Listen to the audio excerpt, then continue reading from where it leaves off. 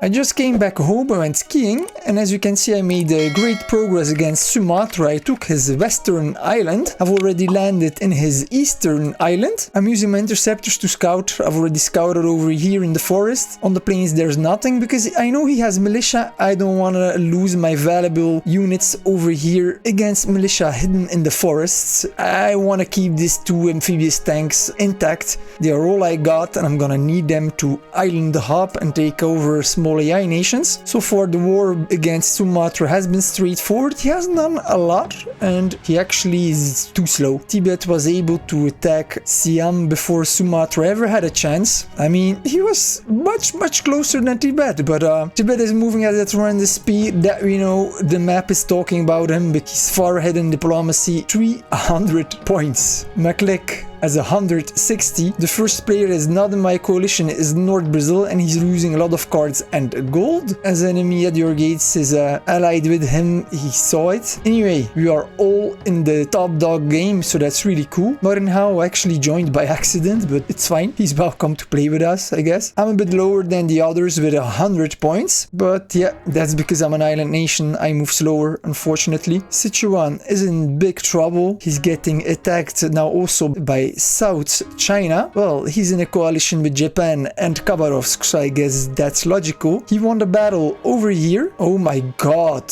even more units are coming. Communist China, he was beaten. He has a couple of provinces here in Korea. He's sending his army back. Sichuan now has 3 naval bombers, so that's a good thing. So all these units, they're gonna die. Never send your units on a squadron at sea, man. But Manchukuo is also sending over units. They are allies, but what I see over here is that most likely he's gonna backstab Sichuan. That's what I would do. I mean, look at that. That's a big army, man. A lot of units. South China is in his core provinces. I don't see this ending well, man. He's getting attacked on all sides. Tibet is sending 2 units. That won't help. McLick order has 14 interceptors. McLick is too far to send help as well. Tibet needs to stop his conquest against AI and attack South China, man. Preferably as fast as possible. I've been able to take quite some oil and metal, also rare materials from Sumatra, and I also took a supply drop, so I've got quite some resources, and this permitted me to build industry. Got a level 1 industry building in my goods, which I really lack. I only produce 297 an hour. Level 3 industry in my oil, level 2 industry in my metal, and then also in the metal over here in the rural province I'm building also local industry level 2, and over here I'm doing the same in Polyang, level 1 rural industry as well. I need to get my economy up and running. Their base is built over here as well. That's good. It's gonna permit me to scout further into the sea to see what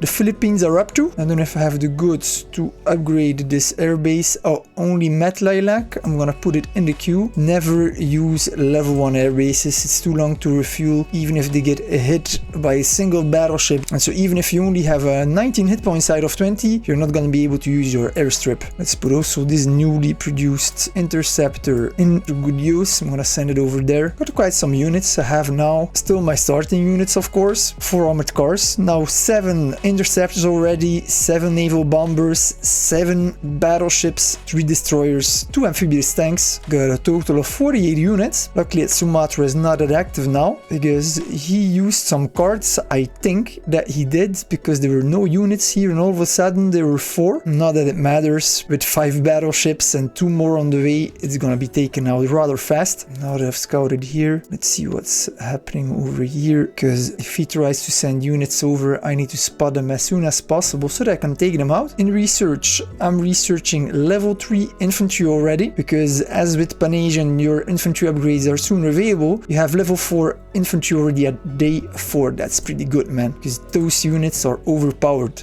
Look at that. 54 speed, 10.5 damage versus unarmored units in defense. Those are pretty good stats. Even versus light armor, 6 in defense. That's the same damage as a level 1 amphibious tank versus unarmored units. 4.5 even against heavy armor. That's pretty good, man. Also, the anti-air value is pretty high, 4.5. Tomorrow, I'm gonna launch the level 4 upgrade. Takes 10 hours, and I'm gonna use the upgrade trick to upgrade them. I'm gonna have level 4 infantry very fast. 3 hours later. Oh man, this is painful to watch, painful to watch.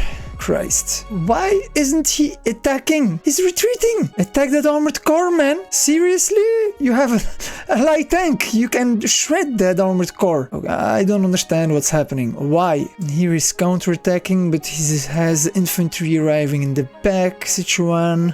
Still some nationalist Chinese troops left alive. South China allegedly golded 7 units and healed up his units. So far I only see heavy damaged units. Doesn't seem like he healed up. Sichuan lost 6 artillery to these armored cars and light tanks. Well, did have a meat shield, of course. Khabarovsk is arriving with a heavy damaged infantry unit, so I guess some of those units got away. I'm not sure he's gonna be able to kill those units all in 2 hours. More than 2 hours.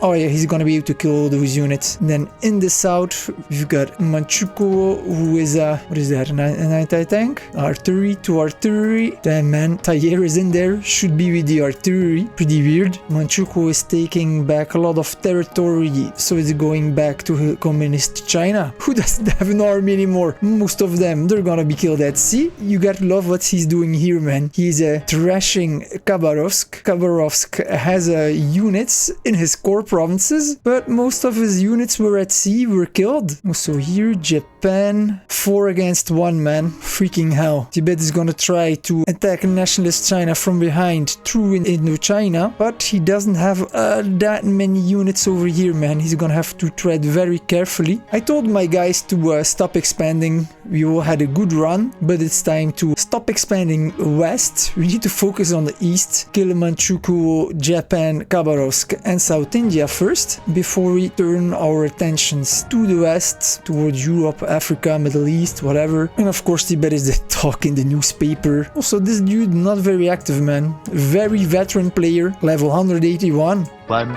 hour later. I was just thinking that when I've wrapped up Sumatra over here, I could send my battleships and my amphibious tanks over to South China, his capital, and also here his steel are wide open. I'm gonna be able to attack him from behind. However, this will probably not be possible because I see battleships arriving. There's already one here, a destroyer, second battleship's coming in. I can't say that I like this, man. It looks like this guy is up to no good. I'm not sure what I should do about that, attack or not. I can't have these battleships attacking my units upon my coast while I'm asleep. And if I kill these battleships before I go to bed, might not be a good idea neither. Word has it that this guy, South China, has gotten another 2 light tanks out of Guiyang. Freaking hell, man. Let me take care of that nice and easy.